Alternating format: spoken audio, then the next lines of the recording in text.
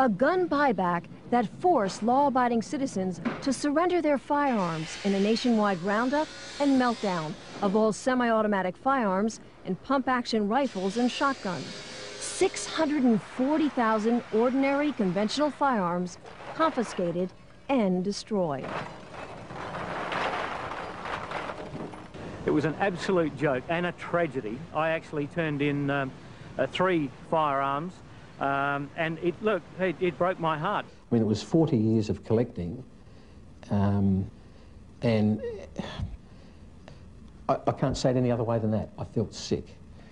I had to hand them in, because if I didn't, I was going to jail. There's no ifs or buts about that. By taking that gun away from me, they've stolen something from me.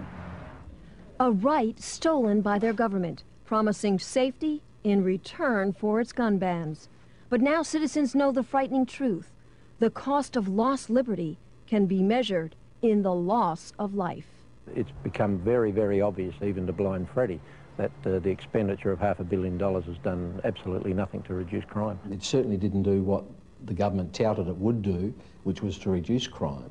It hasn't done that at all. In fact, there's been more. This has been a lot of bull and hasn't really done much to help society and with its problems.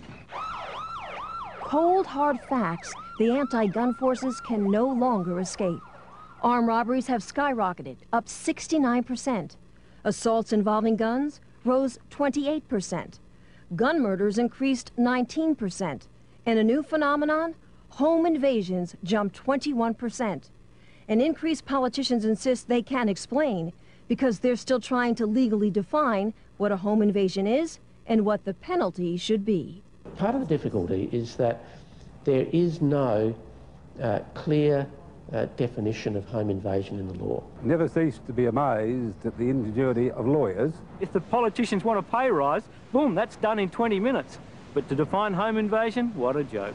I have no trouble at all in defining what a home invasion is.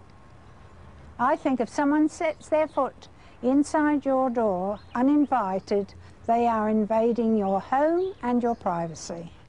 And victims who have survived home invasions don't need a definition. They've lived through hours of terror.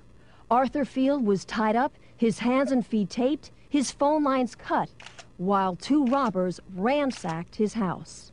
And they jumped on me and knelt on my chest and grabbed me around the throat because I immediately started calling out, "Help."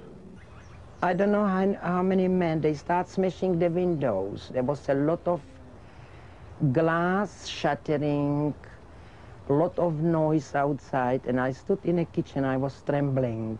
The Zawadzkis remember thugs running through their home, demanding money and threatening to kill them. Mr. Zawadsky says if he had a firearm, the suspects never would have gotten away. Do you will stand, waiting till you get killed? Or you will defend yourself? Tell me true, you will defend yourself. Scars that never heal, citizens left powerless. But it's criminals who have been empowered and emboldened by the new gun laws because the innocent can't fight back. What's happening today is that the offender, the bad guys, are happy to break into somebody's house. They're not frightened to break into somebody's house while they're at home. Citizens deny the right to protect themselves by a justice system that won't. Well, my opinion of the legal system here is it's absolutely weak. Weak as water. I mean, they've just got no backbone. That the sentencing for various crimes is just pathetic. And police who can't. They're undermanned and morale has never been lower. It's very bad at the moment. It's never been worse. Since 1993, we've had a real decrease in over 230 sworn police officers in this state. These policemen have joined the job, policewomen have joined the job to go out and do it, and they can't even attend at breaks or assaults because there's no vehicle to even get them there. I mean, that's just absolutely ridiculous. Gun laws that have backfired. And Australians who have been forced to hide behind bars and deadbolts. Some are even installing extensive security systems because the firearms they still own that haven't been banned have to be locked up, unloaded, and unavailable. I mean, get real. If I have someone break in here, I've got to go get the bolt, get the rifle, find the ammunition somewhere else, put it all together, and then defend myself if this other person's got a firearm that's going to threaten my life. No way, it doesn't bloody add up.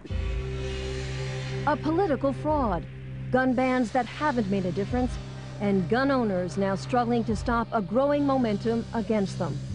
The people pushing the removal of guns from the Australian society are already saying that's only the first step, publicly, that's only the first step. Now we want the handguns, we want every other firearm. They're warning to Americans, don't think it can't happen to you. It can, and it already is. Unless you, as a firearms owner, get off your butt now and start to oppose those that want to take them off of you right here and now, I would say that within 5 to 10 years, the restrictions on gun owners in America will be similar to what happens in Australia. Don't trust your politicians. Get in there, keep on their backs. Be a member of the NRA, be a member of your local gun club. Be part of the NRA and never, ever, ever give up your freedoms, because that's, in the end, that's all you've got. If you think you have rights, tomorrow the government can take them away from you. I think the Americans have to be very, very careful, because, you know, their rights will be quickly eroded as ours have, and we don't have a chance in hell of getting those rights back.